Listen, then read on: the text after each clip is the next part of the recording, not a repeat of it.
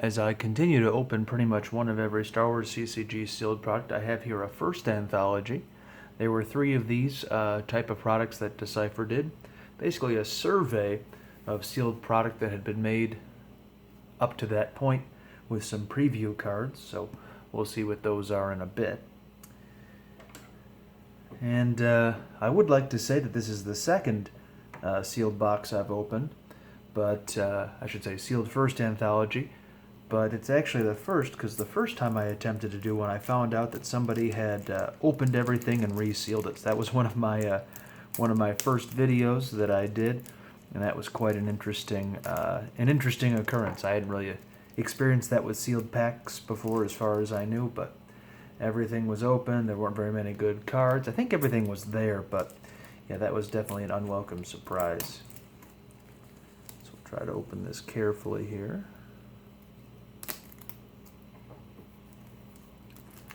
There were a couple pinholes in the shrink wrap on this, nothing near big enough to sneak the entire end of the box through like the last one that I had.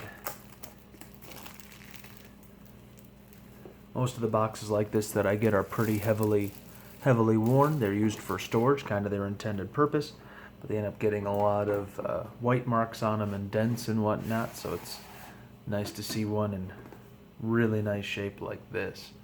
I'll be putting this in my closet somewhere other from the used boxes, and if somebody's looking for a mint condition box or something close to it, this might be the one.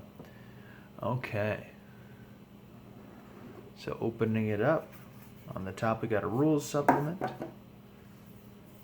It's a little bit worn after maybe being in the box all this time, or maybe some white spots on the front that's not really necessarily worn, but we're going to see a bunch of rules in here.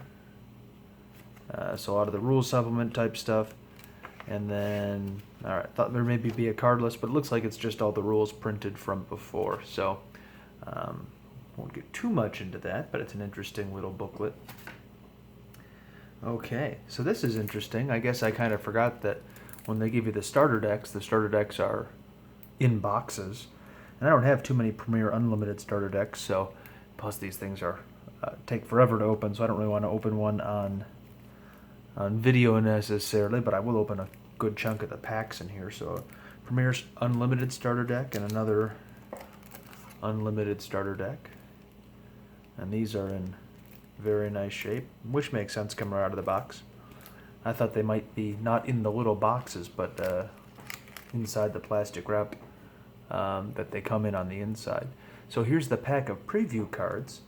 And since those are the same 6 cards every time, I figured I would just go through what those 6 cards are. So it was very nice to get a Boba and a Wedge just by buying this. I never actually got one when I was first starting the game, but just the idea of being able to get 2 semi-main characters automatically was pretty nice. Plus, these were preview cards, so when this came out, these cards weren't actually released yet. Hit and run, I've used this a few times to be able to fire a few weapons and then run away from a battle. I think I've killed a Star Destroyer or 2 that way. A nice X-Wing squadron. Forfeit 12 on a starship, not bad, but you do gotta get 3 X-Wings out and then replace them with this. This looked like an interesting card, but it never seemed very good to me. And then another squadron, the Death Star Assault Squadron, so Vader, DS612, and DS613 all together on their ties. So it's a power of 12. They add that to the total, but only a maneuver of 3 and a deploy of 12. So kind of tough to get with that one out, but it's always a card I wanted to use more of. But if you use this, you're kind of foregoing the use of a Vader, at least on land. Okay. I forgot there was a Jedi pack in here.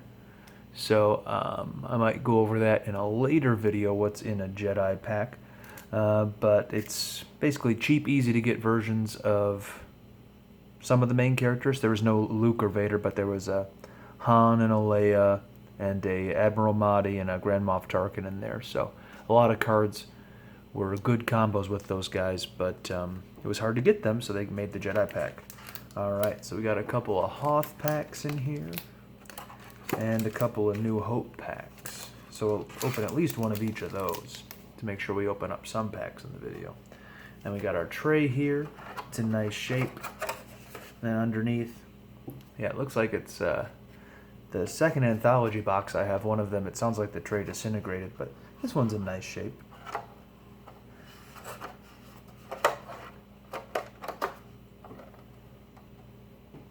Okay. So, I'll open one of each.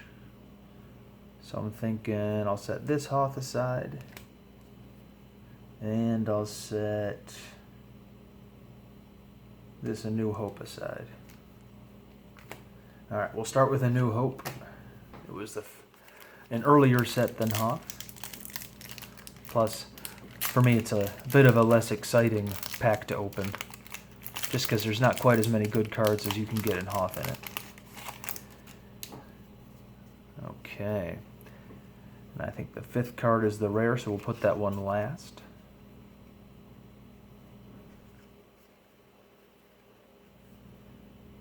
Okay, so he's a pretty useful card nowadays with the virtualization. He's the guy that Max von Sydow played in episode 7. I can't remember his name off the top of my head.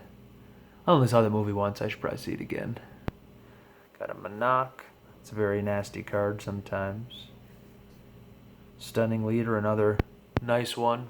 Especially when I have Destroyer Droids or whatever, being able to exclude the opponent's characters. I do have Destroyer Droid decks. Back to the uncommons.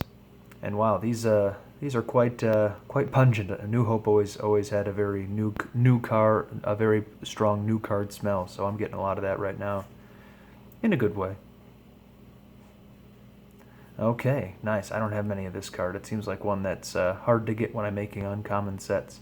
And then our rare is okay. So some of you may already know what's going on. We might have seen that it was a dark side card back, but we see a light side card. So this is going to be the U3PO. So he's an undercover spy. This throws me off all the time when I'm sorting cards. I still sort him into the light side pile, but he is indeed a dark side card. So being able to deploy a droid who can block the opponent from force draining, that's pretty nifty. And this is a rare one, so it's twice as rare to get as the lesser rarity. So it's a pretty useful card. One of those undercover spies that there's not a lot of risk in playing him, because it's not like if they get their cover broken, they can be beaten down. However, I suppose the opponent can steal them if their cover is broken. So a nice card, and one I might want to put into more decks. I mean, it doesn't have a bad destiny, and that undercover spy trick can be really nice. Okay, here's our Hoth pack. And I think this will probably be our last pack. I'm already very pleased with the was it U3PO? Yeah, U3PO. So I'll go on to Hoth here. This one's already seeming to be a bit harder to open than the New Hope pack. Okay. I did pretty well on the front.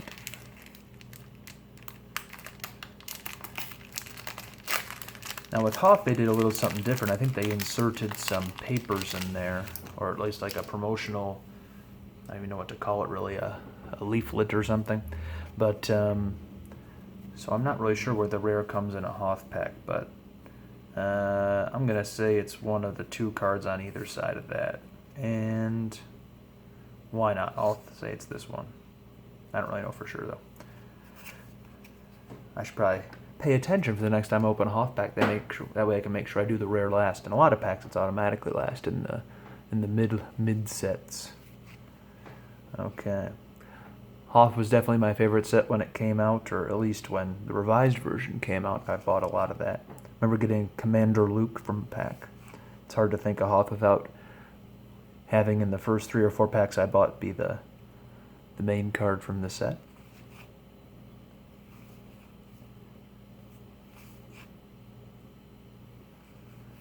Hoth system. I do love how Decipher did systems. They're just good looking cards. I should probably just set up a binder with one of every system in it. That'd be nice to look at every now and then. Okay. This has been virtualized into a pretty good Vader who can cancel game tech, so it's always nice to see this card. Attack Pattern Delta. I guess I did guess right on the rare. It's a red card, and it's an interrupt, which isn't always a good sign.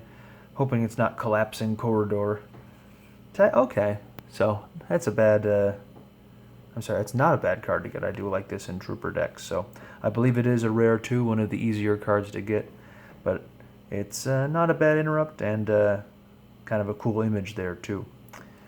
Okay, so lots of different stuff here from the first couple years of the game. I am happy I got a rare one in this pack. The next video I do in this series, as some of you might have guessed, is going to be a second anthology. So I hope you tune in for that one, and we can see all the different cards that come along with that. Thanks for watching, and I hope you join me for some of my next videos.